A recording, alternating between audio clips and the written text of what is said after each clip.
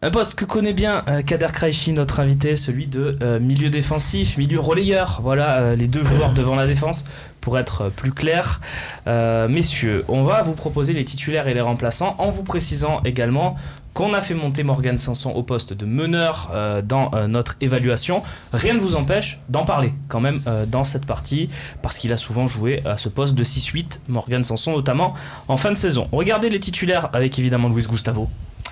Premier du classement des notes, 88% du temps de jeu sur 62 matchs, on le dira jamais assez, c'est énorme, 6 buts, 2 passes décisives. C'est après que le débat va finalement avoir lieu, messieurs, puisque, en tout cas, vous ne me l'avez pas cité dans vos défenseurs centraux, ça veut dire, j'ai cru comprendre que vous le vouliez tous au milieu de terrain la saison prochaine. Zambo Anguissa, on l'a vu furtivement sur nos petits écrans, il est là, avec 58% du temps de jeu, c'est lui qui a le plus de temps de jeu. Derrière Luis Gustavo, si on enlève Sanson, comme je vous l'expliquais, 5,4 pour sa note sur 10, il est 10e. André-Franck Zambo Anguissa, donc dans le 11 type, si on suit vos notes. On regarde maintenant les solutions de remplacement, même si Max Lopez est juste derrière au temps de jeu, hein, vous l'avez vu, 54%, 53%, c'est plus un numéro 1 bis par rapport à Anguissa. 5 sur 10 seulement en note, il est 13e sur 14, Max Lopez, un but et 6 passes décisives pour Max Lopez. Et le dernier choix, vous en avez déjà parlé, plus en défense centrale, donc on le laissera peut-être un peu de côté dans notre évaluation, c'est Boubacar Kamara, qui a quand même disputé un 5e du temps de jeu, finalement. Hein, il aura eu son mot à dire cette saison avec une note de 5,8, ce qui le place quand même, je vous le signale, à hauteur de la 4e place du classement total des joueurs s'il avait été noté, c'est pas rien. Et une passe décisive même au dernier match, donc bravo Bouba pour ta première saison. Je salue également Fabrice Eleski qui nous avait fait un pronostic en début de saison. Il avait dit il jouera à peu près 10 matchs, il en a joué 14. Voilà, comme quoi, il avait dit 10-15. 10-15 en plus, tu vois, donc comme quoi on a des experts autour de la table. On embrasse Fabrice, Babou qui nous regarde certainement. Voilà, messieurs, vous avez les données ou pas, tu disais Babou, Bouba, il pointait une certaine acquaintance. Concernant Luis Gustavo, c'est impressionnant parce que c'est le premier en termes de notes, c'est aussi le premier en termes de temps de jeu. Ouais. Donc c'est dire quand même la performance remarquable. C'est le patron, mais c'est aussi ce qu'il y avait à se dire, j'imagine quand on est dirigeant, on prévoit un joueur en se disant, parce qu'on ne vit pas dans le présent, on anticipe. C'est exceptionnel ce qu'il a fait, mais il ne faut pas non plus capitaliser dessus et se dire il va être toutes les années autant indispensable. Sinon, il faut gouverner, c'est prévoir. Et surtout autant présent. Il faut prévoir quand même des solutions palliatives. Tu disais tout à l'heure, vous le voyez plus au milieu de terrain que défenseur, parce que moi je pense qu'il faut voir aussi en fonction des opportunités de marché, tout simplement. C'est-à-dire que tout à l'heure on disait si on peut recruter un super défenseur central, machin, mais si ce super défenseur central il n'existe pas, ou alors il faut le payer 60 millions et c'est le cousin de Mitroglou, alors qu'au milieu de terrain tu as une très bonne solution et tu te dis je fais descendre Luis Gustavo, faut pas hésiter à mes yeux. Toi, tu es l'homme de l'opportunité. Oui, parce que sur le marché des transferts, tu n'es pas le Real Madrid, tu peux pas faire ce que tu veux. Bien sûr. Moi, je pense que, franchement, on a vu dans les grands matchs, je pense que le milieu de terrain a manqué de niveau. On a des joueurs qui sont de bonne qualité pour le championnat de France. Dans les grands matchs, je trouve que, par exemple, Anguissa, il a un déficit technique. Et le petit Lopez, il a un déficit athlétique. Donc, pour moi... faut les fusionner comme dans Dragon Ball, faut les fusionner. Mais ça donnerait Zambèze. Ouais. Mais donc je prendrais quelqu'un à ce poste-là, moi, parce que c'est quand même incroyable ce qu'a fait Gustavo, parce qu'il n'a jamais été blessé ni rien, quoi. Donc il faut tenir compte aussi que il ne pourra pas refaire une saison comme ça. Je ne parle pas de la qualité, peut-être qu'il va pouvoir continuer, mais je parle surtout qu'il est passé à travers toutes les gouttes des accidents musculaires ou autres, quoi. C'est le seul qui a fait ça. D'accord. Donc pour moi, absolument, si on veut, après on verra au niveau des attaquants, mais si on veut monter d'un cran la qualité et rendre cette équipe un peu plus dure, il faut avoir Zambo et le petit Lopez, ce sont des joueurs qui en championnat ils vont pouvoir nous servir, manière alternée, peut-être pas les deux en même temps, mais moi il me faut un milieu de terrain de qualité. Moi il m'en faut deux. Oui, vas-y, développe, Romain. Pour moi, tu gardes Luis Gustavo, tu gardes Maxime Lopez. André-Franck Zambo Anguissa, il y a des offres déjà qui commencent à arriver à l'Olympique de Pour Marseille. l'Angleterre, ça peut être intéressant. D'Angleterre, quand même, ce type de exactement. joueur. D'Angleterre avec les sommes, pour l'instant, ça commence à parler des sommes un peu comme Didier Ndong, tu te souviens de ce formidable milieu est meilleur qu'Ndong. de Lorient. Je te dis que c'est les offres qui arrivent en ce moment. Je te donne une petite info comme ça, tu veux pas la prendre. On parle d'une vingtaine de millions, alors si je te suis. C'est ça. Donc, vu que pour l'instant, vous savez comment ça se passe. Il y a un agent qui est mandaté, qui fait un peu tous les clubs anglais, qui tape à la porte, il dit voilà, j'ai Zambo Anguissa, est-ce que ça vous intéresse ? Et voilà, les réponses, intéresse. Voilà, il y a un petit contact. Moi, je le vendrai. Voilà. Oui. Si c'est dans ces tarifs-là, je le vendrai. À ce moment-là, pour moi, il m'en faut deux, puisque j'ai mis Boubacar Kamara en défense.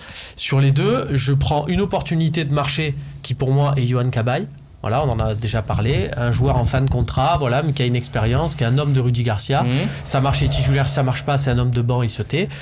Et une autre, voilà, mais vraiment là, un beau milieu. Voilà, moi, j'aime bien Valentin Rongier, par exemple, à Nantes. Oui. Tu vois, voilà, de prendre quelqu'un comme ça, quitte à y mettre un peu, parce que un Valentin Rongier, tu payes quoi.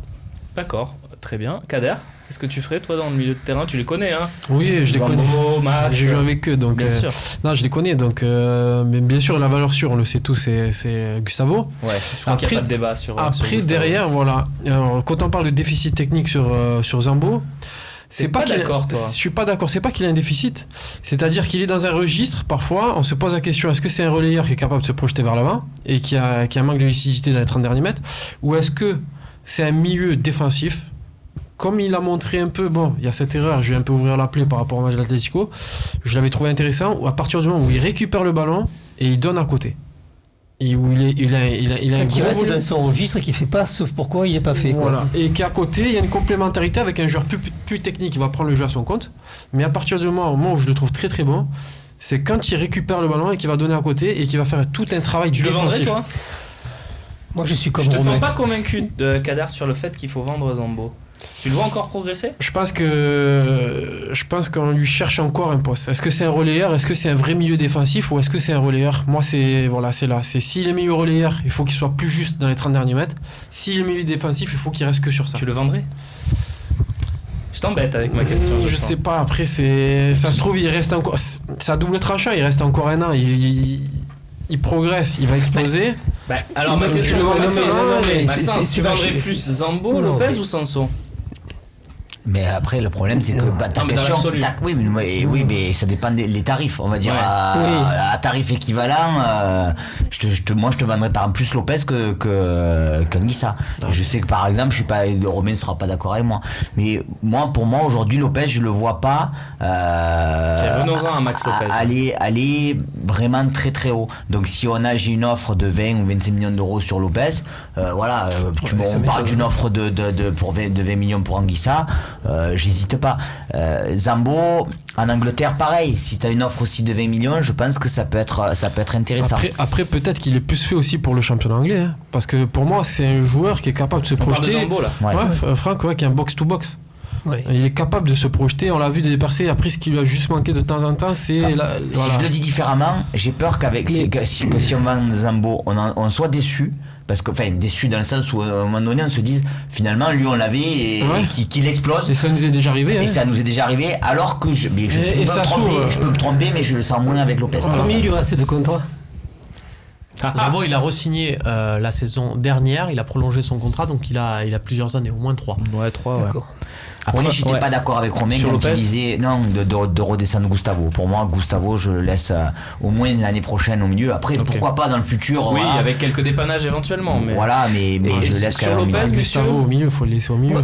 Lopez, c'est destiné à être une doublure ou plus pour vous la saison prochaine, hein. On est sur le grill, on se projette, Romain. Mais moi je te dis que dans mon schéma, je voyais j'ai compris ton schéma, mais donc, tu le places où Lopez dans ton... deux schémas, t'as des recrues, c'est des incertitudes, tu n'es pas sûr qui s'adaptent. Donc du coup, Lopez, il a une carte à jouer. Moi j'ai adoré avoir sa réaction et pour moi elle est vitale et pour moi c'est pour ça que Maxime Lopez, c'est ce qui me permet de dire que les gens qui ont ce raisonnement de il fallait pas jouer la Coupe d'Europe, ça tient pas parce que Lopez, les points qu'il te fait gagner en championnat, c'est parce qu'il est relancé en Coupe d'Europe. Donc là c'est pareil. pareil. C'est-à-dire qu'il aura peut-être une carte à jouer en début de saison, cette fois-ci, peut-être plus tôt. Ouais. Il y aura une rotation. Après, peut-être qu'un Cabaye, peut-être qu'une recrue. On va rester sur ce Cabaye Rongier. Tiens, pour l'exemple, là, je ne dis pas que c'est eux qui vont signer. Il faut le préciser, attention. Oui, t'as raison. Voilà, s'il tourne à plein régime, là, on verra plus. Voilà. Ok, messieurs. L'avantage, c'est qu'il est quand même super bien intégré dans le groupe. Il est bon, voilà. Donc ça, c'est vrai que c'est pour lui, ça parle en sa faveur. Alors faites-vous plaisir, c'est le moment. Si vous voulez ajouter un dernier mot, allez-y. Trop tard, voilà, trop tard. Allez, on passe au meneur de jeu où on va parler de Morgan Sanson. On va évoquer son cas, on n'a pas parlé dans ce poste. Il fait partie peut-être de vos projets aussi pour ce poste. Vous allez nous le dire ou pas dans la prochaine partie.